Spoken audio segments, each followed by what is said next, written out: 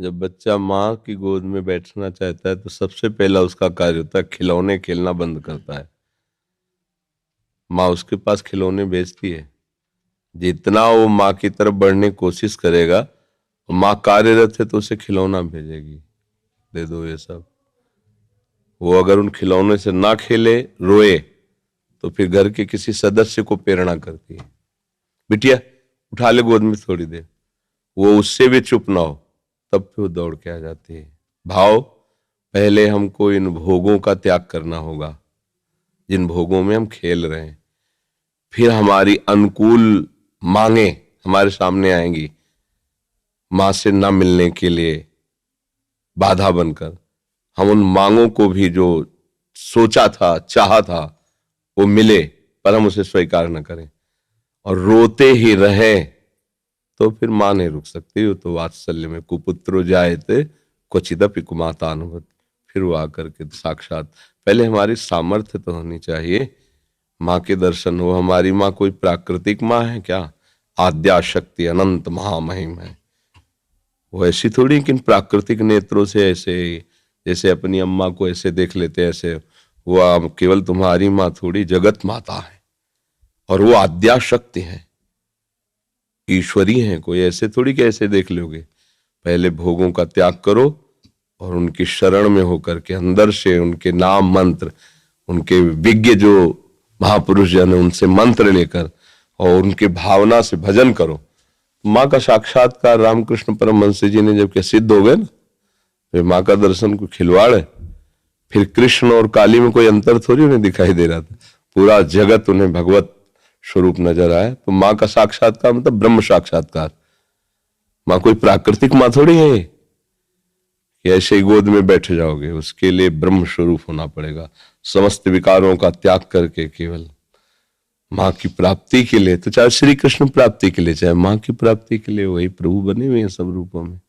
तो जितना सत्संग है सब उन्हीं की प्राप्ति के लिए है। आप पहले तो विकारों से बचिए, ब्रह्मचर्य का पालन कीजिए, खूब नाम जप कीजिए और लक्ष्य बनाइए कि देवी जो सर्वभूतों में व्याप्त शक्ति है, मैं उसका अनुभव करना चाहता हूं। वो आ जाएंगी, कृपालु है, कृपा करके दर्शन दे। देवी प्रपन्नार्थ हरे प्रसीद, प्रसीद मातर जगतोखिलस्य, प्रसीद विश्वेश्वरी पाहि विश्वम, त्वमीश्वरी देवी चरा चरस्य। हे देवी, आप ही चराचर रूप में विराजमान हो। आ गई ना सिद्धांत के सर्वम खलविदम ब्रह्म वासुदेवा सर्वम, आ गया ना। एक ही बात है, वो तत्व तो एक ही है, चाहे उसे माँ कहो चाहे पिता कहो, चाहे दोस्त कहो चाहे प्रीतम कहो। वही सखा है, वही प्रीतम है, वही माँ है। तुम जिस भाव से बजोगे आ जाएगा। तुम्हें वो माता च पिता तुम्हें, तो वही शिव है, वही शक्ति है, कोई दो तो है नहीं। वही माँ है, वही पिता है। आप माँ भाव से बजोगे, हमारे प्रभु माँ भाव से आ जाएंगे। पर उनके आने के लिए जो स्वागत तैयारियां करनी वो हमें करनी होगी।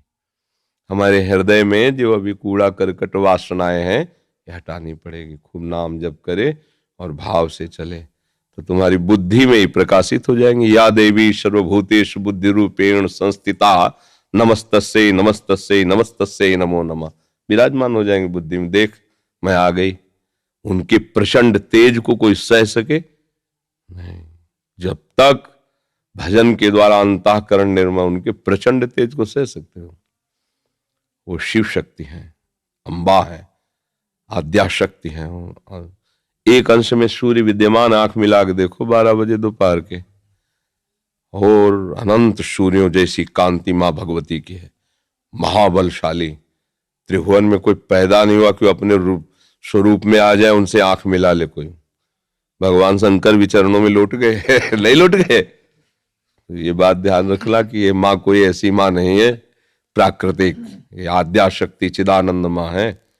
ये ऐसे थोड़ी सी चुनरी और नारियल चढ़ाने से तुम्हारी कामनाओं की तो पूर्ति कर देगी, लेकिन साक्षात्कार होने के लिए फिर अपना अस्तित्व मिटाना होगा, अपने अस्तित्व का बलिदान करना होगा।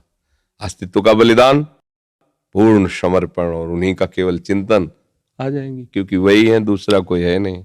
हमारी दृष्टि में सब एक ही परमात्मा है। उसे किसी भी नाम रूप से आप पूज कर प्राप्त कर लो, वही है, दूसरा कोई है नहीं। समझ गए?